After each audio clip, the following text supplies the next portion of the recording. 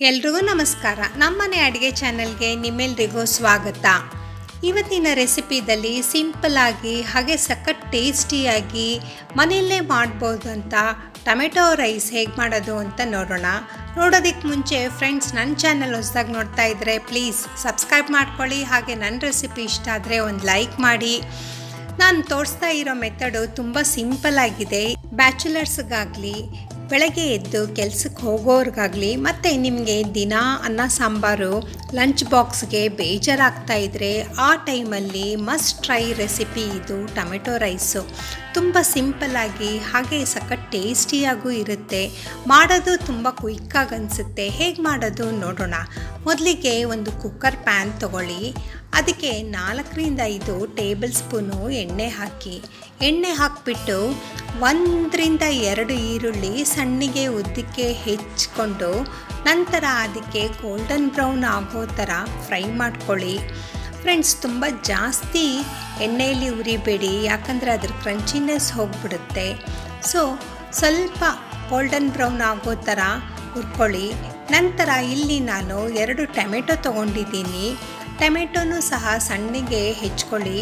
ನಂತರ ಈರುಳ್ಳಿ ಫ್ರೈ ಮಾಡ್ಕೊಂಡಿರೋ ಜೊತೆ ಟೊಮೆಟೊನೂ ಹಾಕ್ಬಿಟ್ಟು ಅದನ್ನು ಸಹ ಒಂದು ಸ್ವಲ್ಪ ಫ್ರೈ ಮಾಡ್ಕೊಳ್ಳಿ.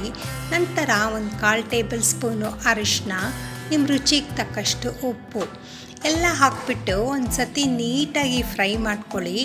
ಫ್ರೈ ಆದಮೇಲೆ 1-2 ನಿಮಿಷ ಮುಚ್ಚಿಡಿ. ಟೊಮೆಟೊ ಎಲ್ಲ ಸಾಫ್ಟ್ ಆದಮೇಲೆ ಆ ಗ್ಯಾಪಲ್ಲಿ ಒಂದು ಸಿಂಪಲ್ಲಾಗಿ ಮಸಾಲ ರುಬ್ಕೊಳ್ಳೋಣ. 7-8 ಬೆಳ್ಳುಳ್ಳಿ, 1 ಇಂಚು ಶುಂಠಿ, ಹಾಗೆ 3 ಹಸಿಮೆಣಸಿನ್ಕಾಯಿ, 1 ಸ್ಟಾರ್ ಹೂವು ಮತ್ತು 1 ಏಲಕ್ಕಿ, 2 ಲವಂಗ, ಒಂದು ಸ್ವಲ್ಪ ಚಕ್ಕೆ, ಹಾಗೆ ಸ್ವಲ್ಪ ಕೊತ್ತಂಬರಿ ಸೊಪ್ಪನ್ನು ಹಾಕ್ಕೊಂಡು ಚೆನ್ನಾಗಿ ಪೇಸ್ಟ್ ಮಾಡ್ಕೊಳ್ಳಿ. ಇಲ್ಲಿ ನೀವು ಎಷ್ಟು ಚೆನ್ನಾಗಿ ಪೇಸ್ಟ್ ಮಾಡ್ಕೊಳ್ತೀರಾ ಅಷ್ಟು ರುಚಿಯಾಗಿ ಬರುತ್ತೆ ನೋಡಿ, ಈ ಥರ. ಆಮೇಲೆ ಒಗ್ಗರಣೆಗೆ ಒಂದು ಸ್ವಲ್ಪ ಲಿಡ್ ಮುಚ್ಚಿರೋದು ತೆಗೆದುಬಿಟ್ಟು ಒಂದು ಸತಿ ನೀಟಾಗಿ ಫ್ರೈ ಮಾಡ್ಕೊಳ್ಳಿ. ಚೆಕ್ ಮಾಡ್ಕೊಳ್ಳಿ, ಇಲ್ಲ ಅಂದರೆ ತಳ ಹಿಡಿಯೋ ಚಾನ್ಸಸ್ ಇರುತ್ತೆ. ಎಲ್ಲನೂ ಸಾಫ್ಟ್ ಆದಮೇಲೆ ರುಬ್ಬಿಟ್ಕೊಂಡಿರೋ ಅಂಥ ಮಸಾಲ ಹಾಕ್ಬಿಟ್ಟು ಮತ್ತು ಮಿಕ್ಸಿ ಜಾರ್ ತೊಳೆದಿರೋ ಅಂಥ ನೀರು ಸಹ ಹಾಕ್ಬಿಟ್ಟು ಒಂದು ಸತಿ ನೀವು ಉಪ್ಪು ಚೆಕ್ ಮಾಡ್ಕೊಳ್ಳಿ.